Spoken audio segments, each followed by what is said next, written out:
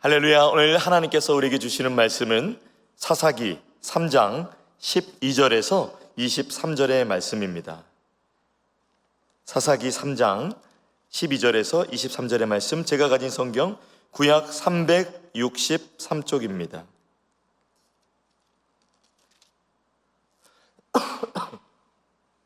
사사기 3장 12절에서 23절 말씀, 교독하실 때에 제가 먼저 읽고 마지막 23절 말씀 함께 읽겠습니다.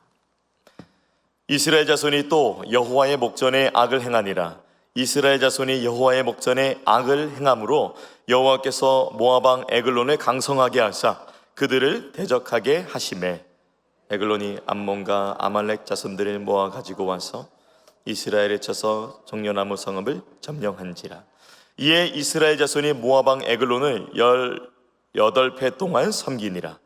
이스라엘 자손이 여호와께 부르짖음에 여호와께서 그들을 위하여 한 구원자를 세우셨으니 그는 곧 베냐민 사람 게라의 아들 왼손잡이 에웃이라. 이스라엘 자손이 그를 통하여 모압 왕 에글론에게 공물을 바칠 때에 에웃이 길이가 한 규빗 되는 좌우의 날선 칼을 만들어 그의 오른쪽 허벅지 옷 속에 차고 공물을 모압 왕 에글론에게 바쳤는데 에글론은 매우 비둔한 자였더라. 에웃이 공물 바치기를 마친 후에 공물을 메고 온 자들을 보내고 자기는 길갈 근처 돌 뜨는 곳에서부터 돌아와서 이르되, 왕이여, 내가 은밀한 일을 왕에게 아뢰려 하나이다 하니 왕이 명령하여 조용히 하라 하매 모셔 선 자들이 다 물러간지라. 에웃이 그에게로 들어가니 왕은 서늘한 다락방에 홀로 앉아 있는 중이라.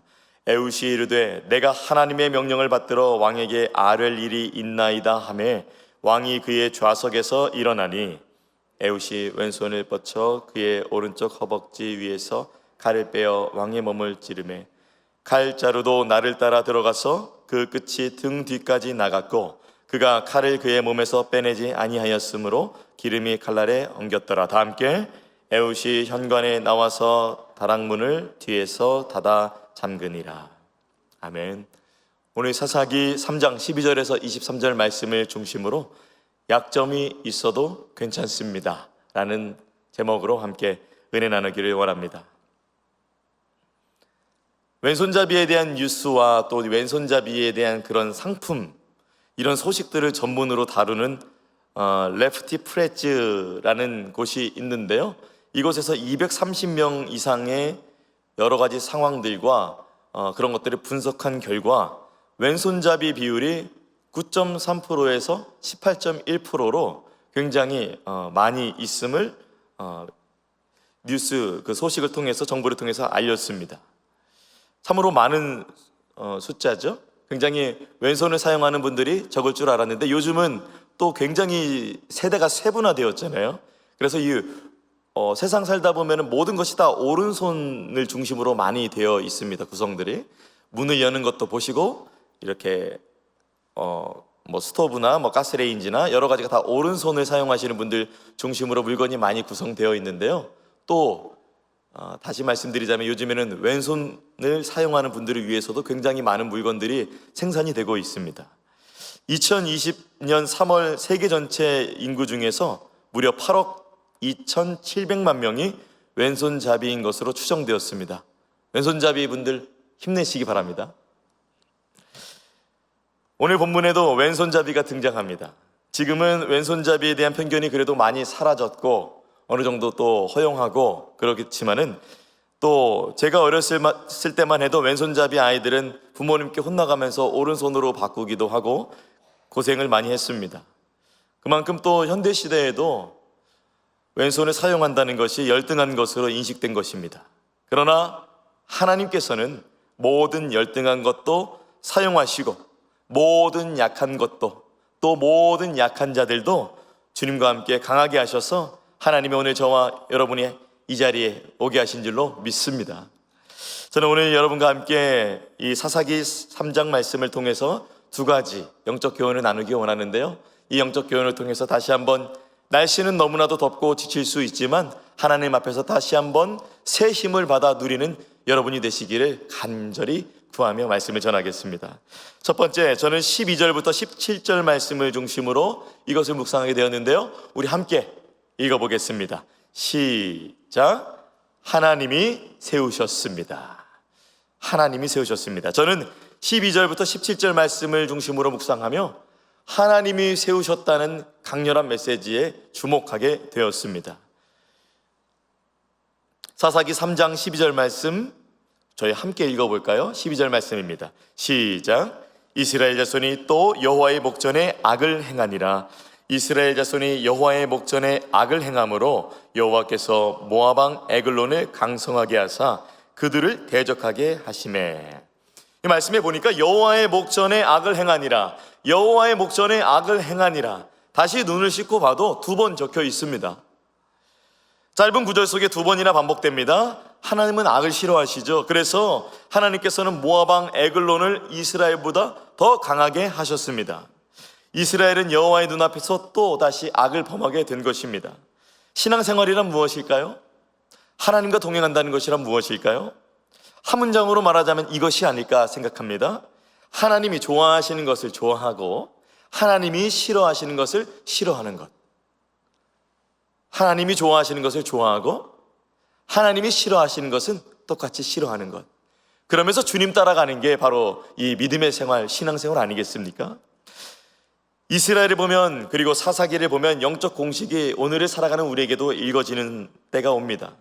하나님의 말씀을 떠나기 때문에, 죄악 가운데 있었기 때문에 이스라엘 가운데 어려움이 왔습니다.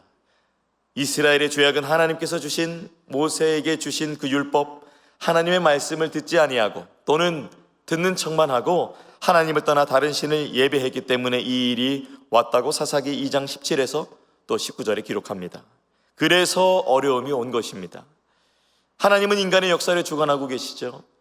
악을 행했기 때문에 모압 왕 에글론을 역사적으로 강하게 하셨습니다. 악을 깨닫게 하기 위함이었고 악에서 돌아오게 하시기 위함이었습니다. 이 모압 족속들이 어떤 백성들인지 간략하게 설명을 드리도록 하겠습니다. 모압 왕 에글론에게 권력을 주셔서 이스라엘을 지배하도록 하셨는데요, 이 모압 족속은 사실 롯이 큰딸과 근친상간을 하여서 생긴 족속이었습니다. 그들이 아르논 강 북쪽 40km의 르우벤의 영토를 점령하고 또 여호수아의 정복기를 따라서 여리고 오아시스, 오늘 말씀에 종려나무 성읍을 빼앗았던 민족으로 기록되고 있습니다. 글쎄 오늘 말씀 14절에 보니까 18회 동안 섬겼다. 그러니까 18회 동안 18년 동안 이 에글론 왕 밑에, 모압 백성 밑에 이스라엘 백성들이 아주 큰 어려움을 당한 것입니다. 성경 전체적으로 이렇게 구약에서 보면 모압 백성들이 얼마나 악한지 모릅니다. 나라를 빼앗았다는 것은 뭐 좀 더 잘 살기 위해서 도와주거나 뭐 부족한 것을 도와주기 위해 흡수한 것이 아니잖아요.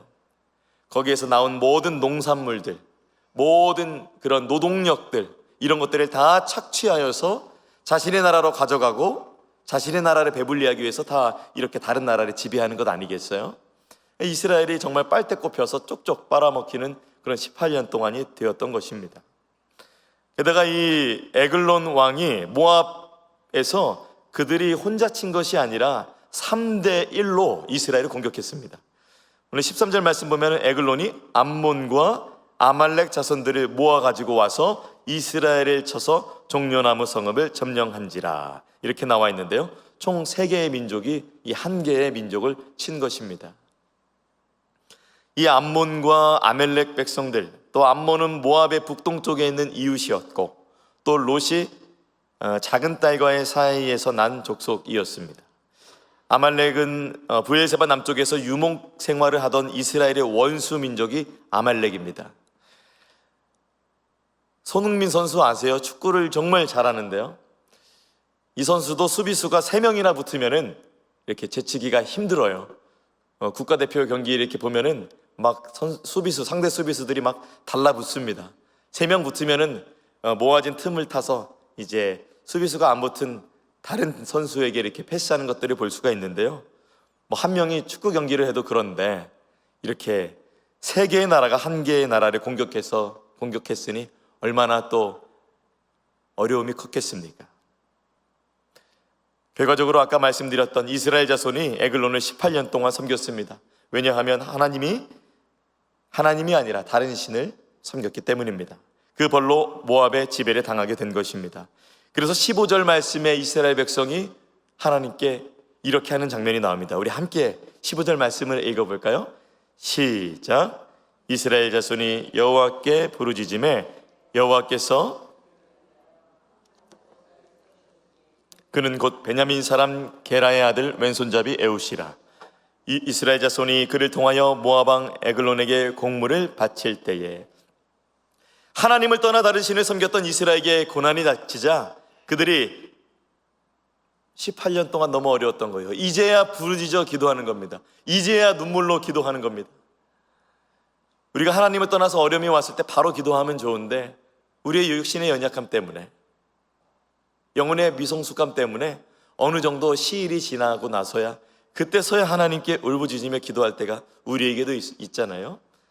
이스라엘 백성들에게도 좀 늦긴 했지만 이 18년 뒤에 이런 기도를 하나님께 드리게 된 것입니다. 우리가 인간관계를 하다 보면, 또 우리 가운데 어려움이 있다 보면 그때 기도하고 그때 응답해 주시는 분이 계시니 그분이 바로 여러분이 기다리시는 아버지 하나님이십니다. 찾기만 하면 구원하시려고 언제나 대기하여 주시는 그 하나님, 졸지도 않으시고 주무지도 않으시고 다른 데로 눈을 돌리지도 않으시고 오직 그분의 성도와 교회를 불꽃 같은 눈동자로 보시고 바라보시고 지키고자 하시는 아버지 하나님, 그 아버지 하나님의 그 모습이 선명하게 믿음 안에 그려지는 저와 여러분이 되시기를 축복합니다. 우리 하나님 그런 분이십니다. 그런데 오늘 말씀 보니까 하나님께서 이 기도를 들으시고 독특한 사람을 세우십니다. 다른 데서 온 사람이 아닙니다. 이 에글론에게 18년 동안 공물을 바치는 그 일을 했었던 사람 중에 한 사람을 택하십니다. 그리고 시대적으로 오른손을 사용하는 유능한 사람이 아니라 왼손을 사용하는, 어쩌면 그 당시에 약점으로 손꼽힐 수 있는, 어떻게 왼손을 사용하는 사람이 리더가 될 수 있느냐. 이미 태생부터가 오른손 교육을 받지 않고 그냥 잘하는 대로 했었을 테고, 오른손이 아니라 약한 왼손이라는 그 왼손을 사용하는 그 사람이 어떻게 하나님의 사람으로 세워질 수 있겠는가. 여러 가지 말들이 많고 뉴스가 많이 있었겠지만 하나님께서는 오늘 그 특별한 독특한 사람 세우십니다. 바로 왼손잡이 사사 에웃입니다. 혹시 이 자리에서 왼손을 사용하고 있는 분이 계시다면 좀 용서하고 들어주세요. 왼손은 그 당시에 교육받지 못한 자들, 또 교육에 익힌 것이 아니라 본능에 이어서 그냥 살아가다 보니 왼손을 익힌 자들, 그리고 성경에서 원어적 표현을 보니까 오른손이 미약한 자, 오른손의 사용이 무딘 자, 오른손을 제대로 사용하지 못한다는 겁니다. 글쎄요, 장애가 있었을까요? 아니면 왜 오른손을 사용하지 못했을까요? 어쨌든 하나님은 왼손잡이, 이 약점 많은 이 사람을 선택하셔서 사사로 세우셨습니다. 저는 말씀을 보면서 하나님께서 사람을 세우실 때 이런 두 가지 특징이 있구나. 이것은 하나님의 주권적인 선택으로 말미암아 이것이 이루어지는구나 라는 것을 보게 되었습니다. 어떤 손이 중요한 게 아니라 하나님이 선택하셨구나. 그리고 두 번째는 약점이 있지만 때로는 그 약점을 통해 쓰임 받는구나. 오늘 하반절에 이제 본문의 하반절에 이제 보면은 하나님께서 이 왼손을 통해서 얼마나 멋지게 하나님의 백성을 이 사람을 통해 구원하시는지 볼 수가 있습니다.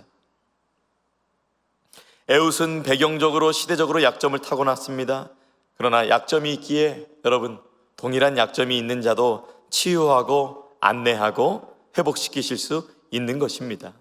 그리고 또 약점이 있기에 우리는 겸손할 수 있는 것입니다. 약점이 있기에, 그리고 그 뒤에 계신 전능하신 하나님을 전적으로 의지할 수 있는 것입니다. 그리고 때로는 약점을 넘어서 그 뒤에 세우신 하나님을 볼 수 있는 이 믿음도 자라게 되는 것입니다.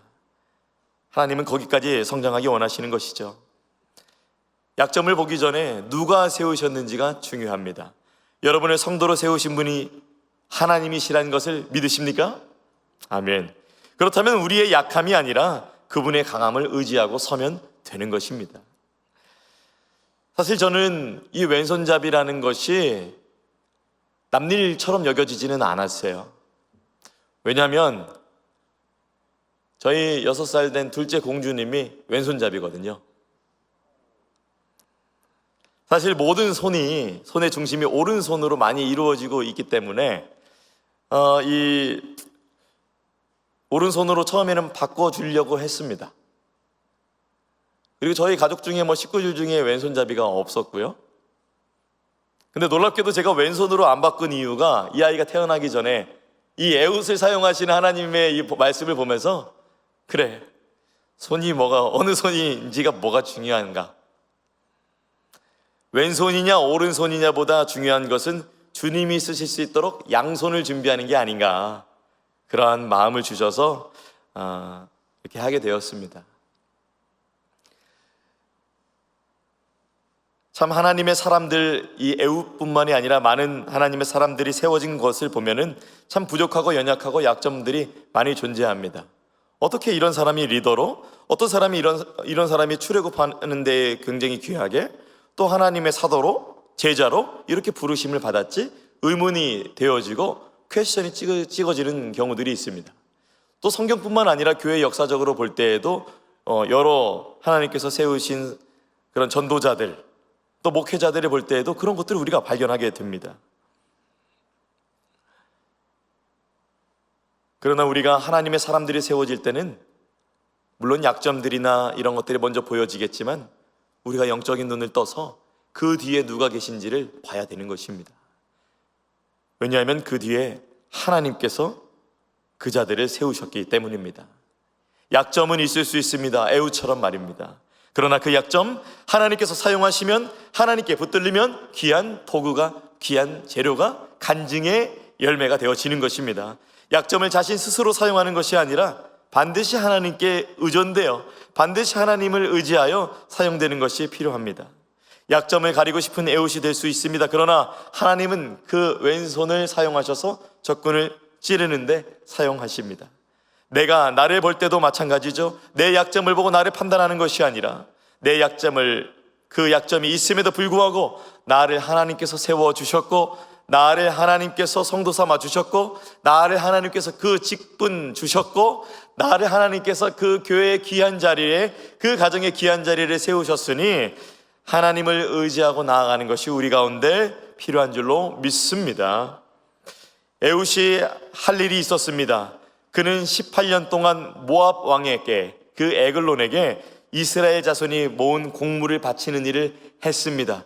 자신이 하나님이 자신 같은 자를 선택할 줄은 꿈에도 몰랐겠죠. 당시에는 곡물로 가축, 식량, 금, 은, 그리고 일상의 값비싼 그런 물품들을 곡물로 바쳤습니다.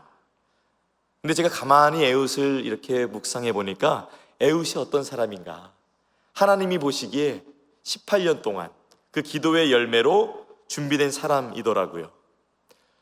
이 에웃이 18년 동안 이렇게 곡물을 갖다 주는 역할을 했던 사람으로서 곡물을 어디에 갖다 줘야 되고, 또 어느 자리에 어떤 신하들이 있고, 또 어느 자리에 왕을 지키는 어떤 보디가드가 있고, 또 어떻게 왕에게 어떤 단계를 통해서 곡물이 전달되는지 아주 빠삭하게, 아주 잘 아는 사람이었던 것입니다. 18년 동안 그 일을 했으니 얼마나 잘했겠어요. 왼손은 중요하지 않았습니다. 하나님 앞에 왼손이냐 오른손보다 더 중요한 것은 바로 하나님이 쓰실 만한 생각이 안에 있었느냐라는 것인데, 에웃이 그 생각이 아주 잘 준비되어 있었습니다.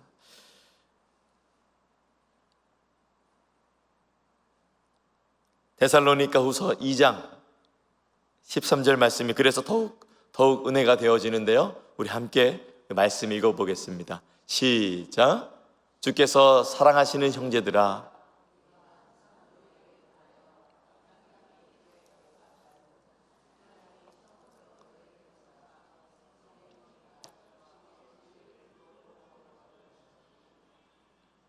아멘. 참 귀한 말씀입니다. 혹시 요즘에 날도 덥고 또 입맛도 없고 또 어떻게 보면 1년의 중간인지 모르겠어요. 어째 보면 제법 지칠만도 한 시점이잖아요. 그럴 때는 사실은 하나님을 더 주목해야 되는데, 이럴 때는 나의 약함 또는 다른 사람의 약함 또는 나의 약점, 또 다른 사람의 약점이 더 보이기 마련입니다. 나는 왜 이렇게 약점이 많지? 나는 왜 이렇게 약함이 많지? 하나님께서 잘못 선택한 것이 아닐까? 나 같은 사람도 하나님이 사용하실까? 이런 질문도 가지실 수 있습니다. 세상 사람들은 약점을 보이면 끌어내립니다. 공격합니다. 평가합니다. 무시합니다. 그러나 우리 그리스도인들, 그러면 안 됩니다. 우리는 성령 하나님이 계신데 어찌 세상 사람들과 동일하게 반응할 수 있겠어요? 하나님이 여러분을 세우셨다면, 하나님께서 우리 교회에 사람을 세우셨다면 우리가 기도해 줘야 되는 것이고, 도와줘야 되는 것이고, 협력해 줘야 되는 것이고, 그 뒤에 계신 하나님을 신뢰하며 나아가야 되는 것입니다. 왼손잡이 에훗, 시대적으로 분명 약점이 있었지만 하나님이 세우셨습니다. 많은 약점이 있는 성도, 많은 약함이 있는 우리들도 누가 세우셨어요? 하나님이 세우셨습니다. 여러분 가정 가운데 여러분은 누가 세우셨습니까? 내가 결혼한 것 같고, 내가 자녀 낳은 것 같고, 내가 집안 세운 것 같지만 그 뒤에 믿음의 눈을 들어보면 하나님이 여러분을 세우셨잖아요. 여러분의 직장, 여러분의 사업장 가운데 누가 세우셨습니까? 내가 읽어낸 것 같고, 내가 책 읽어서 전략 짜은 것 같지만 가만히 생각해보면 하나님이 세우셨습니다. 우리 교회 가운데도 마찬가지죠. 누가 성도로, 누가 팀원으로, 누가 팀장으로, 누가 부원으로, 누가 목자로, 누가 또 마을장으로, 누가 목회자로, 누가 세우셨습니까? 하나님이 세우셨습니다. 약점이 있어 보여도, 약해 보여도 하나님이 세우신 것입니다. 그러니 여러분 스스로 약점이 보인다고 스스로를 끌어내리지 말고, 상대방의 약점이 보인다고 끌어내리지 마시고, 오늘 말씀을 통해서 여러분을 세우신, 그들을 세우신 하나님을 인정하는 그 믿음 안에 설 수 있는 여러분이 되시기를 간절히 소망합니다. 그것을 인정하는 권위는 우리를 구원하시고 그 자리에 여러분을 세우신 예수 그리스도의 이름입니다. 내 옆에 사람들 하나님이 세우신 자로 인정하시기 바랍니다. 주님이 세우셨습니다. 그리고 그러한 자들을 볼 때 판단이 멈춰야 합니다. 그 뒤에 하나님이 계십니다. 하나님이 세우셨습니다. 또한 여러분 자신을 정죄하는 것도 멈추시기 바랍니다. 그 뒤에 하나님이 계십니다. 하나님이 세우셨습니다. 그리고 하나님께 세움받은 자들은 약점이 있어도, 약함이 있어도 그 부르심 앞에 나아옵니다. 그러니 주님 앞에, 주님의 몸된 교회 안에 좀 더 나아오시는 여러분 되시기를 바랍니다.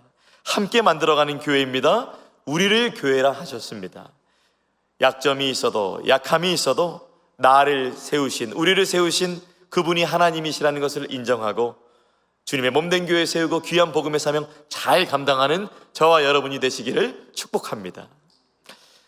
저는 첫 번째, 하나님이 세우셨습니다 라는 것을 나눴고요. 두 번째, 저는 18절 말씀과 21절 말씀을, 18절에서 23절 말씀을 중심으로 이것을 묵상하게 되었습니다. 우리 함께 두 번째 영적 교훈 읽어봅니다. 시작. 눈물을 흘렸다면 이제 땀을 흘려야 합니다. 눈물을 흘렸다면 이제 땀을 흘려야 합니다. 16절에서 17절 말씀 제가 읽어드립니다. 에훗이 길이가 한 규빗 되는 좌우의 날선 칼을 만들어 그의 오른쪽 허벅지 옷 속에 차고 곡물을 모압 왕 에글론에게 바쳤는데 에글론은 매우 비둔한 자였더라. 에훗, 이분이 얼마나 하나님의 사명을 이루는 일에 얼마나 땀을 흘렸는지 저는 깜짝 놀랐습니다.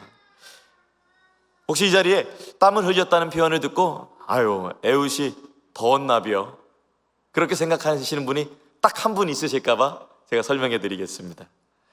더워서 땀을 흘리는 것이 아니라 하나님께서 구원자로 지명하여 선택하여 주셨고 약점 많지만, 약함 많지만 이러한 자신이 불러주신 것에 대해서 이제 이스라엘의 구원자로 불러주셨으니 그 구원의 사명을 감당하는 게 뭐예요? 모압 왕 에글론을 처리하는 것, 이분이 받은 사명인 것이에요. 이제 하나님을 위해서, 이 사명을 위해서 수고해야 된다는 뜻이에요. 하나님을 위한 노력은 합법적이라는 것을 오늘 말씀 우리에게 전달하고 있습니다. 한 규빗이 되는 칼을 전달했는데 한 규빗이 어느 정도인가? 제 한 뼘이 한 21cm에서 22cm 정도 되는데 이 두 개가 합치면 44cm 정도 되고 한 규빗은 한 약 45cm 정도 됩니다. 한 요 정도 되는 칼을 에훗이 준비를 한 겁니다. 제가 이렇게 제 허벅지 쪽에 이렇게 길이를 재봤는데 제 허벅지가 생각보다 길이가 짧아요. 에훗이 저보다 키가 좀 더 컸던 것 같아요. 왜냐하면 이렇게 무릎이 굽힐 때 찔리지 않았겠죠. 왜냐하면 그 많은 적군들 앞에 걸어갈 때 이상하게 걷는 것처럼 보이면 당장 검문 수색에 걸리게 되잖아요. 성경학자들이 보기에 이제 45cm 정도 이제 되는 이 물건들, 이 겉옷 안쪽에 오른쪽 다리에 찼습니다. 에훗이 섬세하죠. 이 칼날은 왼쪽과 오른쪽 모든 부분을 날카롭게 만들었습니다. 어디에서 찌르든 하나님께서 자신에게 주신 사명을 감당하기 위해서 밤낮으로 이 칼날을 아마도 다른 사람에게 시키지 않고 자신이 땀 흘려가며 만들었을 것입니다. 왼손잡이이기 때문에 왼쪽 허벅지에 차면은 꺼내는데 불편함이 있는데 오른쪽에 허벅지에 차면은 더 쉽게 꺼낼 수 있었습니다. 그리고 45cm의 칼이 허벅지에 있어도 자연스럽게 걷는 연습도 많이 했었어야 됐을 것입니다. 하나님께서 자신의 사사로, 하나님께서 자신을 구원자로 세우신 목적을, 그 사명을 이루어 드리려고 에훗이 굉장히 땀을 흘렸더라고요. 모압 왕 에글론이 비둔하다는 것은 무엇인가? 이 에글론의 몸이 굉장히 크고 많이 또 살찌어져서 둔했다라고 볼 수 있습니다. 18년 동안 공물을 바쳤었던 에훗, 그리고 18년 동안 공물을 받았었던 에글론, 이 둘이 드디어 1대1로 만나게 됩니다. 말씀을 이미 아는 말씀이었는데도 묵상을 하면서 굉장히 말씀을 읽는 제가 오히려 다 떨렸습니다. 3장 18절 말씀 제가 읽어드립니다. 에훗이 곡물 바치기를 마친 후에 곡물을 메고 온 자들을 보내고, 다 함께 곡물을 메고 왔다가 이제 다 보내고 사실 혼자 딱 남은 겁니다. 이제 에훗을 도울 사람은 없습니다. 에훗 혼자뿐이었습니다. 그가 했어야 했습니다. 그는 하나님만 의지하며 하나뿐인 생명을 걸고 이스라엘의 목줄을 쥐고 있던 모압 왕 에글론에게 나가야 했습니다. 에훗은 모든 곡물을 바쳤고 바치는 내내 칼이 들키지 않도록 조심했습니다. 에훗은 이스라엘 백성을 위해서 생각하고 또 생각해서 이것을 이루는 것을 생각했습니다. 곡물을 메고 온 나머지 사람들을 다 보내고 오늘 이루어지는 이 작전은 협동작전이 아니라 특별 미션이었습니다. 혼자 행하는 것이었습니다. 호랑이 굴에 혼자 들어가야 되는 것이었습니다. 오직 하나님이 주신 사명만 생각하며 그것을 생각하며 들어가야 했습니다. 19절에서 20절 말씀 제가 읽어드립니다. 자기는 길갈 근처 돌 뜨는 곳에서부터 돌아와서 이르되 왕이여, 내가 은밀한 일을 왕에게 아뢰려 하나이다 하니 왕이 명령하여 조용히 하라 하매 모셔 선자들이 다 물러간지라. 에훗이 그에게로 들어가니 왕은 서늘한 다락방에 홀로 앉아 있는 중이라. 에훗이 이르되 내가 하나님의 명령을 받들어 왕에게 아뢰 일이 있나이다 하매 왕이 그의 좌석에서 일어나니. 이제 모든 사람과 헤어졌고 이제 곡물을 바치던 곳으로 들어왔습니다. 그곳에 에글론 왕도 있었고 많은 신하들도 있었던 것으로 보입니다.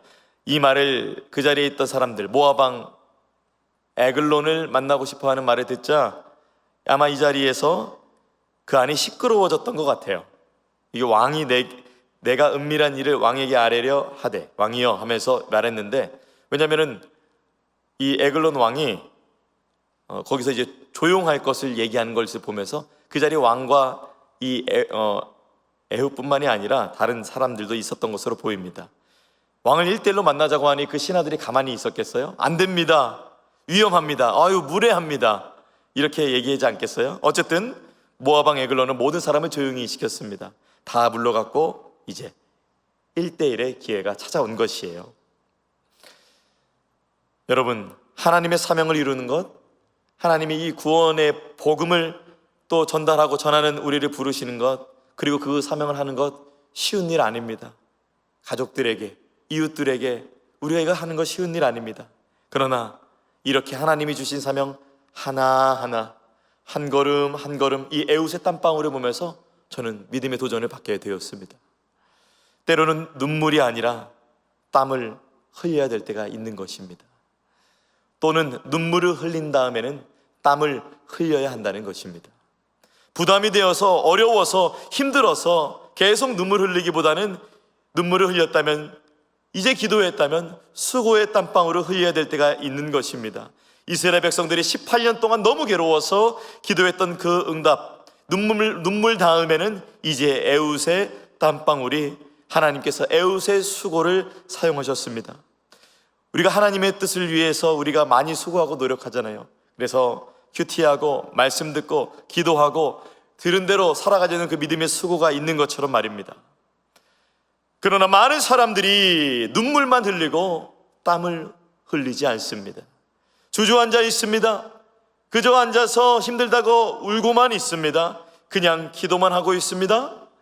그러나 오늘 우리는 말씀을 통해서 보았듯이 이스라엘 백성들의 눈물 뒤에는 에웃의 땀방울이 있었던 것처럼 때로는 나에게 주신, 우리에게 주신 그 사명을 붙들고 그 십자가를 지고 땀을 흘리며 수고하며 주님을 위해 이 사명의 길을 걸어가야 할 때가 있는 것입니다.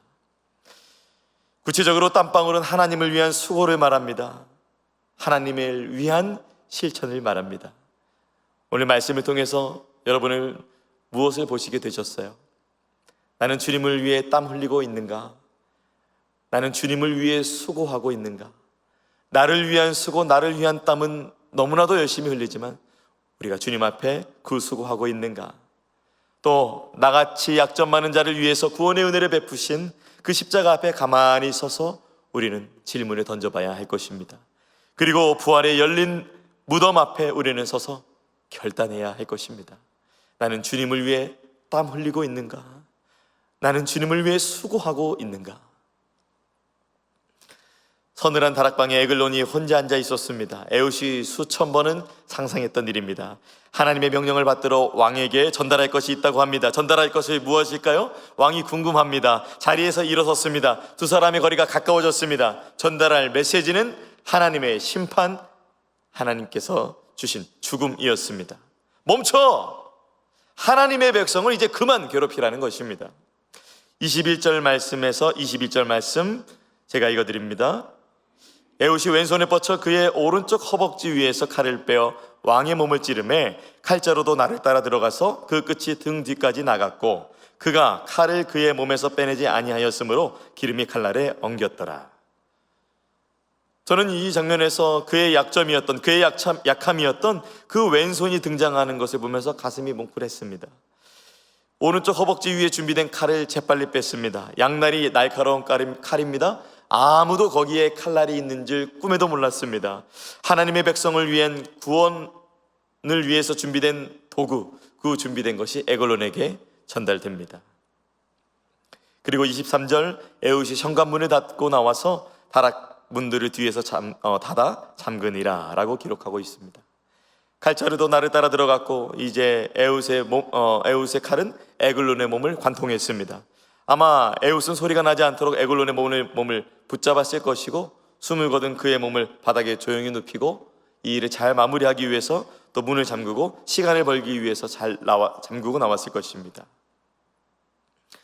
하나님을 위해서 기꺼이 1대1 전투로 들어간 그 에웃, 하나님을 위해 칼을 갈고 적들의 중앙에 들어간 그 에웃, 우리는 이스라엘의 눈물 어린 기도를 보았고 그 다음에 에웃의 땀방울을 보았습니다. 사랑하는 여러분, 눈물 다음에 뜨겁게 기도한 다음에 그 다음은 땀방울입니다. 하나님께서 도우심으로, 하나님의 도우심을 경험하여 눈물이 났다면, 간절해서 눈물이 났다면 이제 하나님이 오늘 말씀을 통해서 함께 땀 흘리기를 원하십니다. 우리는 우리를 위해서 땀 흘리기를 아끼지 않습니다. 그러나 하나님의 나라를 위해서, 복음을 위해서, 예수님을 위해서 땀 흘리기는 혹시 주저하고 있지는 않습니까? 혹은 여러분이 정하신 그 바운더리가 있어서 그 이상은 넘어가지 않도록 애쓰고 계시진 않으십니까?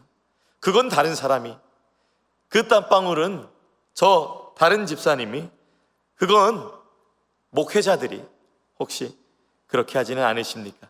아닙니다. 우리를 함께 부르셨습니다. 하나님께 땀 흘리는 그 일이 시작되어지는 귀한 여러분의 삶이 되기를 축복합니다. 이제 찬양팀 등단해 주시고요. 고린도후서 12장 10절 말씀, 이 말씀 참으로 우리가 붙들 말씀입니다. 우리 이 말씀 함께 읽어보겠습니다. 시작. 그러므로 내가 그리스도를 위하여 약한 것들과 능력과 궁핍과 박해와 곤고를 기뻐하노니 이는 내가 약할 때 강함이라. 모든 약한 것들 그리스도를 위하여서, 그리고 내가 약할 때 강함이라. 개인의 삶에서 우리 거룩한 땀을 흘리기를 바랍니다. 가정이 천국되도록, 예수님이 통치하시도록 우리 함께 땀을 흘립시다. 직장, 사업장에서 하나님의 영광이 드러나도록 함께 땀을 흘립시다. 교회가 사랑으로 하나 되도록 땀을 함께 흘립시다. 하나님의 하나님 되심을 이스라엘 가운데 회복시키기 위해서 에훗이 이것을 계획하고 땀 흘렸다면, 그리고 수고했다면, 사랑하는 여러분, 오늘 다시 한번 하나님을 위해서 땀 흘리시지 않겠습니까?